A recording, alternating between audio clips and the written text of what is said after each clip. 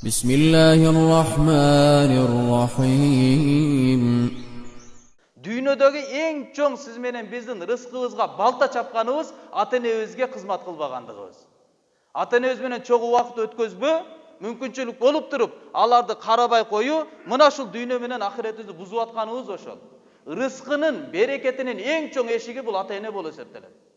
Рызкы табуунун, жашообуздун мол болушунун, жашообузда рахат көрүүбүздүн эң чоң эшигини Аллах ата-эне кылып жаратып койгон.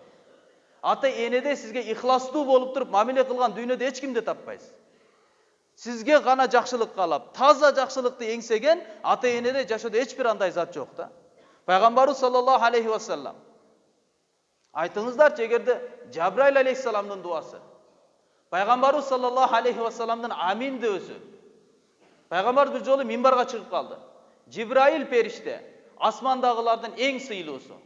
Muhammed sallallahu aleyhi ve sellem жерде жаралгандардын, бүткүл эле жаратылыштын эң улуу, эң кадырлуу адамы. Muhammed Jibril aleyhissalam дуа кылып атат, Пайгамбарыбыз sallallahu aleyhi ve sellem ал дуага амин деп айтып атат да.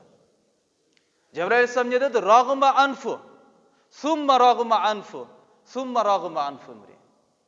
Мурду топурак болсун, кордукка түшсүн, жашоосунда эч бир жакшылык көрбөсүн. Kimden эгерде алдында ата-энеси же ата-энесинин бири чоң улгайуу жашына жеткен болсо, андан кийин алар буну бейишке киргизбей койсо. Аларга кызмат кылып, кызмат кылганынын себебинен, кызмат кылбай койгондук себептен бейишке кирбей калган адам дүйнөдө кордукка учурасын деп Жабраил алейхиссалам дуа кылды, Пайгамбарыбыз саллаллаху алейхи ва саллам амин деп айтты. Башка риваятта Пайгамбарыбызга амин деп айткын деген өкүм болду дейт.